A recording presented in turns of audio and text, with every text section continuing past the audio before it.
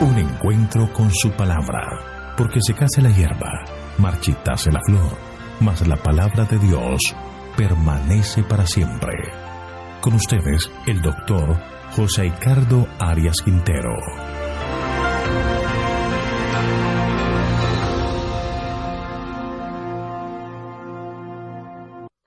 Hoy vamos a estudiar Eclesiastés capítulo 2, vanidad de las cosas terrenales. Te invito a orar. Querido Señor, cuán agradecidos estamos contigo por las bendiciones que nos concedes constantemente, por este día que nos regalas. Y esperamos que tú seas nuestro director, nuestro maestro, nuestro guía, que podamos aprender más de ti y de tu palabra. Que tu Espíritu Santo nos guíe. Lo pedimos en el nombre de Jesús. Amén. En el capítulo 2 de Eclesiastés encontramos a un Salomón hablando sinceramente de su experiencia y mostrando cuán profunda fue su rebelión y su caída. Nos muestra que su vida iba por el camino de la perdición, pero el mismo capítulo nos habla de un cambio. Así que nos muestra dos facetas de la vida de Salomón. Vamos a dividir para nuestro estudio el capítulo en 4 partes. La primera parte consta de los versículos 1 al 11. La vanidad de las obras humanas para satisfacer los sentidos. Aquí Salomón nos muestra que a pesar de todos los privilegios y riquezas que tenía a su disposición, él comenzó a andar por el camino de los placeres. Aquí nos cuenta cuán vana fue su experiencia por este camino. Leamos el versículo 1. Dije yo en mi corazón, vamos ahora, te probaré con el placer, gozarás de lo bueno, pero aquí esto también es vanidad. Salomón decide dedicarse a los placeres y la conclusión que saca es, pero tampoco a esto le encontré sentido.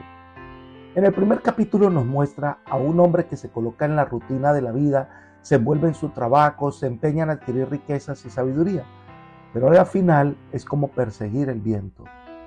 En el capítulo 2 encontramos a un hombre que se entrega a los placeres nocivos de la vida, que parece disfrutar del momento, que se rodea de todo tipo de placeres, y la conclusión, tampoco hay sentido en este tipo de vida. Una vida que escoge un camino que lo aleje de Dios, comienza a correr tras el bien. Nunca alcanzará a satisfacerse, como que nunca llegará a la meta. El versículo 2 dice, y concluí que las diversiones son una locura y que los placeres no sirven para nada. Leí en la traducción del lenguaje actual. La elección de diversiones y placeres sensuales como un medio para lograr finalmente la felicidad en la vida representa un gran paso en el sendero descendente. La escritora Elena de White comenta, por su propia amarga experiencia, Salomón aprendió cuán vacía es una vida dedicada a buscar las cosas terrenales como el bien más elevado. Profetas y Reyes, página 55. Hacer de los placeres el propósito de la vida no lleva a nada, no logra nada y no satisface nada. La parte más interesante se presenta en el versículo 3. Dice, decidí en mi corazón agasajar mi carne con vino y, sin renunciar mi corazón a la sabiduría, entregarme a la necedad hasta ver cuál es el bien en el que los hijos de los hombres se ocupan debajo del cielo todos los días de su vida. Salomón se adentró en este mundo del placer pensando que podía mantener el control. Este es el pensamiento de muchas personas: beber alcohol y mantener el control, consumir cualquier tipo de droga y creer que podemos mantener el control. La verdad, que una vez que nos adentramos por este camino, nos convertimos en esclavos. Ellos llegan a controlar nuestra vida. Esto lleva a sentir pena por las personas que, por ejemplo, fuman. No pueden terminar un trabajo sin fumar, no pueden terminar una cena sin fumar, y cada vez se acrecienta más y más su adicción. Ese simple hecho no los hace libres, sino esclavos. Piensan tener el control, pero hace mucho tiempo que lo han perdido. Por favor, el siguiente consejo del apóstol debe llegar a nuestra mente. El que piensa estar firme, mire que no caiga. Es decir, no se crea fuerte, no se adentre en un camino creyendo que puede dominar, cuando en realidad lo que está haciendo es perder el control total. En el caso de Salomón, este experimento le salió muy caro. Fue cada vez más desesperada su situación. Los versículos 4 al 8 describen las cosas que compró, los edificios que construyó, las riquezas que acumuló. Miremos los versículos 4 y 5. Acometí grandes obras, me edifiqué casas, planté viñas para mí, me hice huertos y jardines y planté en ellos toda clase de árboles frutales. Salomón se dedicó mucho a edificar. Grandes obras, sin duda, se refieren a la dimensión y al esplendor de los edificios que construyó. Una fuente de complacencia quizás más aceptable que las que ha descrito anteriormente. También es evidente que Salomón se entregó a un extenso programa de horticultura. Se especializó no solo en jardines, que llamaríamos parques, sino también en huertos de árboles frutales. Miremos el versículo 6. Me hice estanques de aguas para regar de ellos el bosque donde crecían los árboles. La lluvia es insuficiente en Palestina. En esas regiones se necesitaba, entonces como ahora, el riego artificial. Los agricultores construían estanques o depósitos. Por ejemplo, Nehemías nos habla del estanque del rey, que es llamado por Josefo el estanque de Salomón. Salomón también puede haber construido viveros para peces y criado varias clases de ellos. En vista de la escasez relativa de agua en el cercano oriente, es interesante notar que la palabra estanque se deriva de la raíz bendecir. Además, describe la cantidad de esclavos y siervos que tuvo a su servicio. Versículo 7. Compré siervos y siervas y tuve siervos nacidos en casa. Tuve muchas vacas y más ovejas que cuantos fueron antes de mí en Jerusalén. Se necesitaba un numeroso séquito de siervos y de obreros para atender los vastos proyectos de Salomón. La reina de Saba quedó muy asombrada al ver la cantidad de empleados que había en el establecimiento al servicio de Salomón. Sin duda tenía esclavos que no eran hebreos, además de una gran cantidad de siervos hebreos sometidos a un tipo de servidumbre más suave. Siervos nacidos en casa, además de los que había adquirido. Los esclavos comprados o capturados engendraban hijos. El número imponente de rebaños y de las manadas de Salomón podemos suponerlo por la cantidad de sacrificios ofrecidos durante, por ejemplo, la dedicación del templo. Además de los sacrificios que se ofrecían, se necesitaba una gran cantidad de carne para el ejército de siervos y de esclavos que tenía el rey. Es decir, todo lo que podía adquirir, construir, diseñar, lo hizo. La lista sigue en el versículo 8. Amontoné también plata y oro y preciados tesoros dignos de reyes y de provincias. Me hice de cantores y cantoras y de toda clase de instrumentos musicales y gocé de los placeres de los hijos de los hombres. Este rey tuvo grandes riquezas, hombres y mujeres a su servicio y gozó de todos los placeres humanos, porque tuvo muchas mujeres. Fue el rey más rico de Israel, el rey que tuvo el mayor ganado, las mayores provisiones. Pero en medio de todo esto, se convierte en un hombre necio, igual que Nabucodonosor, cuando se enorgullecía de la Babilonia que, según él, había construido para sí. Ahora Salomón lo expresa así en Eclesiastés capítulo 2, versículo 9. Fui engrandecido y prosperé más que todos cuantos fueron antes de mí en Jerusalén. Además de esto, conservé conmigo mi sabiduría. Aquí Salomón se jacta de haber sobrepujado a todos sus predecesores, incluso a su padre, en riqueza y sabiduría. Se jactaba de conservar su sabiduría en medio de su necedad. Salomón pensaba que era sabio, así como un hebreo piensa que está sobrio. Versículo 10. No negué a mis ojos ninguna cosa que desearan, ni privé mi corazón de placer alguno, porque mi corazón se gozaba de todo lo que hacía. Esta fue la recompensa de todas mis fatigas. Salomón quiere decir aquí que llegó a extremos, que hubo poco, si es que lo hubo, que él no probara, Puede referirse prácticamente a cualquier clase de emoción placentera, ya sea en la experiencia religiosa, en un placer legítimo, en el trabajo o en la disipación y el libertinaje. Salomón afirma, sin duda alguna, que probó el fruto de todo lo que estudió y emprendió. Creía que con esto iba a alcanzar verdadera felicidad. Pero al final, ¿de qué sirvió todo esto? De nada. Leamos el versículo 11 y voy a leer en la traducción del lenguaje actual. Luego me puse a pensar en todo lo que había hecho y en todo el trabajo que había costado hacerlo y me di cuenta de que nada de esto tenía sentido. Todo había sido como querer atrapar el viento. En esta vida nadie saca ningún provecho. Así que ni los placeres, ni los festivos, ni la música, ni los placeres sensuales proporcionan una satisfacción perdurable. Ninguna de esas cosas realmente son de provecho. No proporcionaban salvación ni verdadera paz. Es una reflexión muy interesante al mirar atrás y darse cuenta que invirtió tiempos y esfuerzos en vano. Y nos da el consejo de no seguir ese camino vacío de la vida. La segunda parte del capítulo 2 de Eclesiastés son los versículos 12 al 17. Salomón comienza un examen realista de la sabiduría y la necedad. Aunque el sabio y el necio son muy diferentes, ambos tendrán el mismo fin. Veamos el versículo 12. Después volví a considerar la sabiduría, los desvaríos y la necedad. Pues ¿qué podrá hacer el hombre que venga después de este rey? Nada, sino lo que ya ha sido hecho. El rey que viniera después de él no tendría capacidad de llevar las empresas que él, Salomón, había emprendido. Tenía todo a su disposición, es más, superaba a sus súbditos en sabiduría. La persona inferior que viniera después del rey difícilmente podría esperar hacer más de lo que Salomón ya había alcanzado.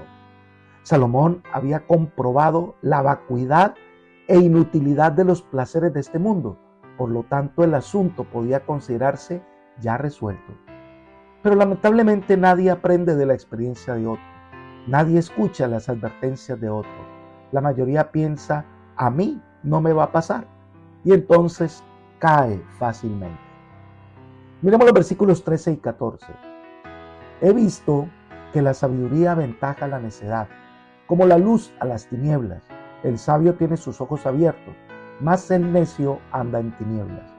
Pero también comprendí que lo mismo ha de acontecerle al uno como al otro.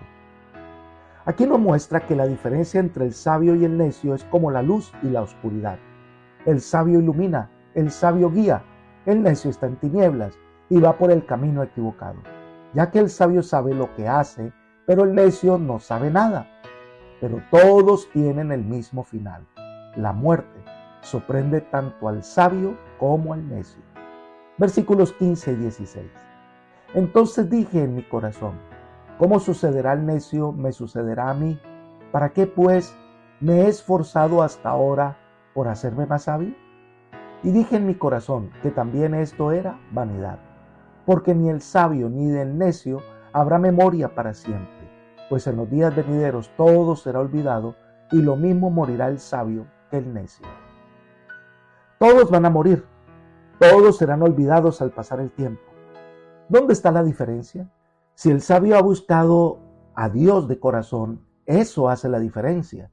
De lo contrario, el hombre que busca solo conocimiento, sabiduría de este mundo, igual que necio que se dedica a los placeres, lo cierto es que nada tiene sentido, todo es como querer atrapar el viento, entonces es perseguir algo que nunca podrá alcanzar.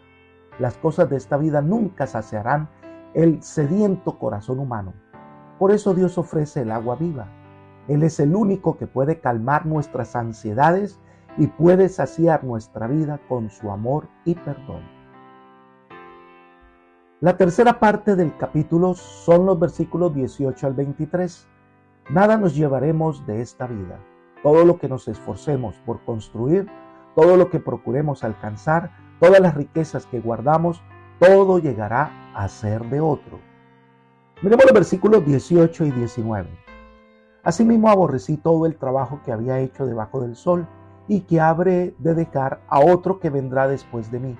Y quién sabe si será sabio o necio el que se adueña de todo el trabajo en que me afané y en el que ocupé mi sabiduría debajo del sol. Esto también es vanidad. Aquí expresa preocupación porque no sabe si los que heredarán sus obras las apreciarán y serán dignos de ellas. Y lo peor es que él no puede cambiar nada. Incluso desconocidos tomarán lo que nosotros edificamos y no sabemos si ellos lo echarán a perder todo. El sabio plantea la realidad de su vida que hoy vemos reflejado en la vida del hombre moderno. Corre, se afana en su trabajo, compra, acumula, amasa bienes o placeres y finalmente muere y nada se lleva a la tumba. Y llega otro y malgasta lo que tanto se había esforzado por edificar. Entonces, en nada queda. Versículos 20 y 21. Volvió entonces a desilusionarse mi corazón del trabajo en que me afané y en el que había ocupado debajo del sol mi sabiduría. Que el hombre trabaje con sabiduría, con ciencia y rectitud, y que haya de dar sus bienes a otro que nunca trabajó en ello. También esto es vanidad y un gran mal. Aquí sugiere un cambio completo de las perspectivas de Salomón y tal vez de sus actividades como resultado de examinar la obra de su vida. A regañadientes Salomón se resigna ante los hechos que ha comprobado. Por esto el pensamiento de Salomón es: no importa cuán habilísimos haya sido un hombre o cuán resonante su triunfo, una cosa es innegable: deberá dejar los frutos de sus labores a otro que no contribuyó a acrecentarlos y por lo tanto es incapaz de apreciarlos. ¿Y todo su trabajo para qué sirvió? Sigamos con los versículos 22 y 23. Porque ¿qué obtiene el hombre de todo su trabajo y de la fatiga de su corazón con que se afana debajo del sol? Porque todos sus días no son sino dolores y su trabajo en molestias, pues ni aun de noche su corazón reposa. Esto también es vanidad. La pregunta es: ¿qué resultado o fruto permanente podrá disfrutar para siempre? La única respuesta es nada, ninguno. La ganancia no parece compensar en absoluto el trabajo realizado. La disciplina, ese esfuerzo, el dolor y los desengaños son necesarios para crecer y lograr las metas. Pero colocar toda su confianza en lo que se adquiere es vanidad y fatuidad. Al morir, nada de eso servirá.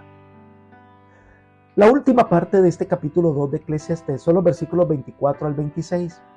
Salomón llega a la conclusión basada en lo que experimentó en la vida. Miremos el versículo 24. No hay cosa mejor para el hombre que comer y beber y gozar del fruto de su trabajo. He visto que esto también procede de la mano de Dios. El sabio Salomón llega a la conclusión que el trabajo, la sabiduría, los placeres legítimos de la vida, como comer y beber alimentos saludables, y que la vida es un don de Dios y Él ha provisto lo necesario para nuestra felicidad. Dios puede hacer que tu vida tenga verdadero deleite, gozo y placer. Puede hacer que tus esfuerzos tengan sentido, porque finalmente los hijos de Dios heredarán la tierra. Miremos los versículos 25 y 26. Porque ¿quién comerá y quién se gozará sino uno mismo? Porque al hombre que le agrada, Dios le da sabiduría, ciencia y gozo, pero al pecador le da el trabajo de recoger y amontonar para dejárselo al que agrada a Dios. También esto es vanidad y aflicción de espíritu. Salomón nos lleva a pensar que esta vida es pasajera. Quien se afana por amontonar riquezas las acumula y ya, y estos no son bienes eternos. Pero Dios es quien le da verdadero sentido a la vida, porque nuestro trabajo no es para esta vida, sino para la vida eterna. Solo tiene sentido amar a Dios y servirle con alegría, confiar en su bondad. Dios te ama, Dios desea darte los más bellos dones de la vida. Dios puede restaurar tu vida, Dios puede darte el verdadero rumbo a tu existencia. Puede ser que los problemas que te agobian te quiten el sueño, puede ser que la carga de culpabilidad que cargues te robe la paz de tu corazón. Puede ser que la enfermedad te quite la esperanza, pero dale una oportunidad a Dios para que puedas descansar tranquilo, para que puedas tener paz y para que la vida vuelva a palpitar en tu corazón. En el amor de Dios encontrarás la verdadera satisfacción para tu vida. Apreciado amigo y hermano, la historia de Salomón es muy interesante y nos deja grandes lecciones de esperanza que debemos compartir con todos. Este rey tenía todos los privilegios que un hombre puede tener. Criado para ser rey, cuando es coronado Dios le habló en 2 oportunidades, pero Salomón, a pesar de los privilegios recibidos, se fue por el camino de la idolatría y la maldad. Sin embargo, Dios lo llamó insistentemente al arrepentimiento y Salomón respondió al llamado y se arrepintió del mal. Una lección importante para todos. No hay un caso que Dios no pueda resolver. No existen personas que Dios no pueda restaurar. Mientras las personas estén vivas, mientras tengan la oportunidad, hay esperanza. Nadie ha caído tan bajo que el amor de Cristo no pueda alcanzarlo. Nadie está tan lejos que Dios no pueda hallarlo. A veces las personas son engañadas y piensan que por su gran pecado y equivocaciones Dios ya no se interesa en ellos. Nada está tan lejos de la realidad. Dios ama a todos los seres humanos y a todos quiere salvar. Si tan solo quisieras, si tan solo le das la oportunidad, Dios puede restaurar tu vida. Dios puede hacer un milagro en tu vida hoy. Que el Señor te acompañe, te bendiga y te cuide. Es mi oración por ti. Amén.